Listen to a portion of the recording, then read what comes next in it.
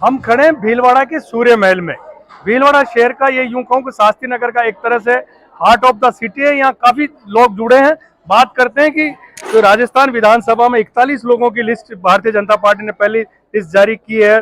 कई जगह बगावत है, भीलवाड़ा में भी बागियों पर ज्यादा भरोसा किया है। वसुंधरा राजे खेमे के लोगों को दरकिनार किया कर कांग्रेस के भी लिस्ट नहीं आई। इन सबको कैसे देखते हैं आप आगामी विधानसभा चुनाव को लेकर?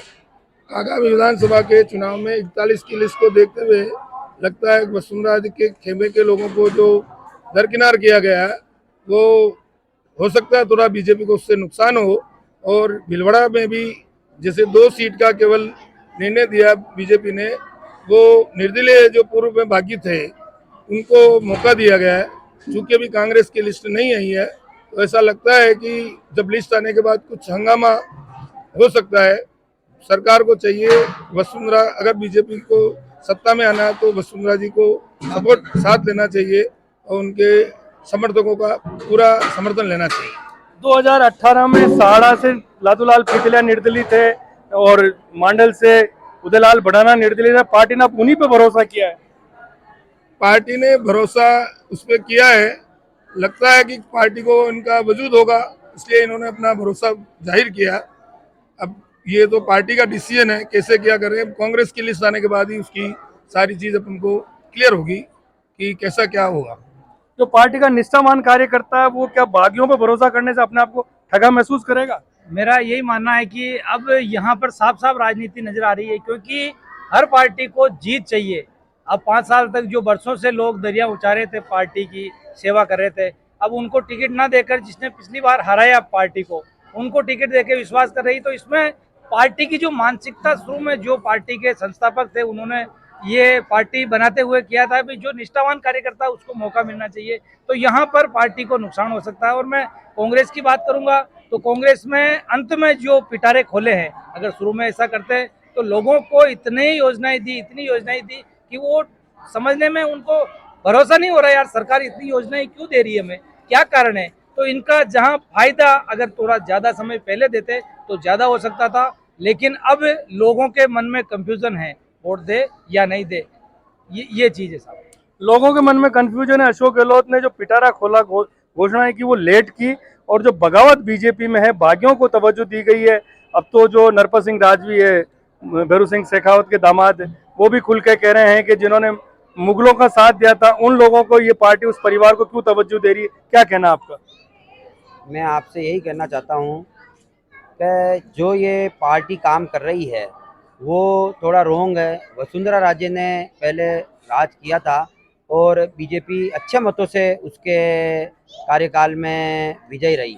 तो अब नरेंद्र जी मोदी प्रधानमंत्री जी उनको दरकिनार कर रहे हैं, ये इनका आपसी कलह है। मेरा सरकार से यही निवेदन है कि जो कार्यकर्ता ज़मीन से जुड़े हुए हैं उनको सत्ता के मोह वालों को दूर रखना चाहिए।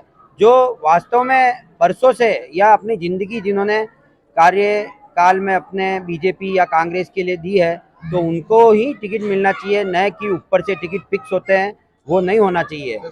और पैसे दे के जो टिकट खरीदते हैं मैं उनके भी खिलाफ हूँ और वंशवाद के भी खिलाफ हूँ।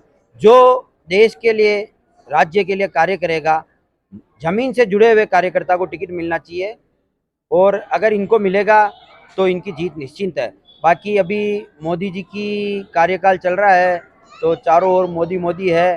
तो भारतीय जनता पार्टी वाले बोलते हैं कि भाई फूल को मिलता है वोट तो आम आदमी से क्या काम, तो ये नहीं चलेगा। हो सकता है जैसे गहलोत साहब ने इतने पिटारे खोले हैं तो जनता का मूड चेंज हो जावे और एक बार वापस कांग्रेस रिपीट हो जावे तो कोई बड़ी बात नहीं है। अगर जनता अपने हित में समझती है तो हो सकता है वापस रिपीट हो सकती है।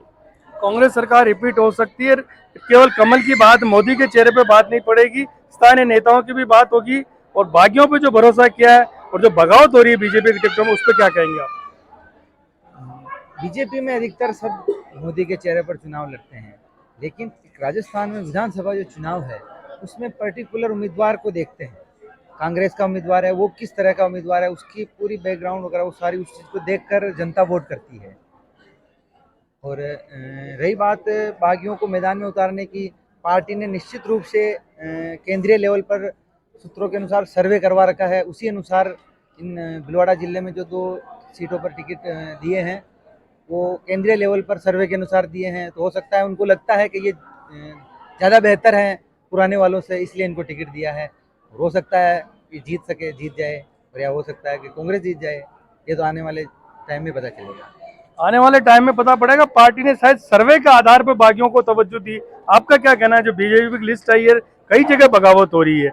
विजय बैसला को देवली उनियारा से दिया है तो उनको बाहर का बताया जा रहा है। बीजेपी की कई जगह बगावत हो रही है और बीजेपी ने अभी वहां टिकट दिया जहां पिछली बार हार गए थे, पर बागियों पर ज्यादा भरोसा किया, वसुंधरा राजे को किनारा किया गया। आपका क्या कहना है?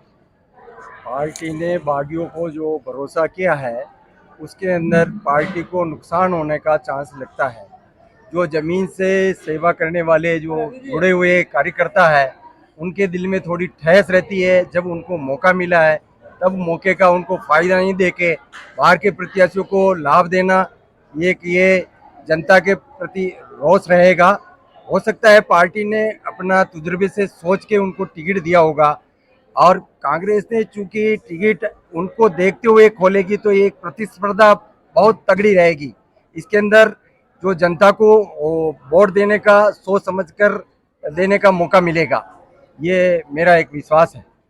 ये थे भीलवाड़ा के कुछ चुनिंदा लोग जिनको कहना है कि बीजेपी ने चाहे पहल करके सबसे पहले 41 लोगों की अपने उम्मीदवारों की सूची तो जारी कर दी है और उसमें ज्यादातर वसुंधरा राजे समर्थकों को दरकिनार किया गया और बागियों को मौका दिया गया है। इनका कहना है कि हो सकता है भारतीय जनता पार्टी ने सेंट्रल लेवल पे अपना कोई सर्वे करा के उन लोगों को मौका दिया हो, पर कांग्रेस ने भी अपना पिटारा नहीं खोला है। और कुछ लोगों का कहना है कि कांग्रेस अब देख के टिकट देगी, कांग्रेस को सोचने समझने का मौका मिल गया है। जो बगावत हो रही है बीजेपी की और कांग्रेस को जो समय मिला, कहीं कांग्रेस को फायदा दे सकता है। पर कुछ लोगों का कहना है कि मुख्यमंत्री अशोक गहलोत ने जो घोषणाएं की, जो योजनाएं की, वो शायद समय रहते नहीं कि अगर थोड़ा पहले कर देता है तो इसको कांग्रेस को ज्यादा फायदा मिल सकता था। Pramod Tiwari, NBT online, Bhilwara.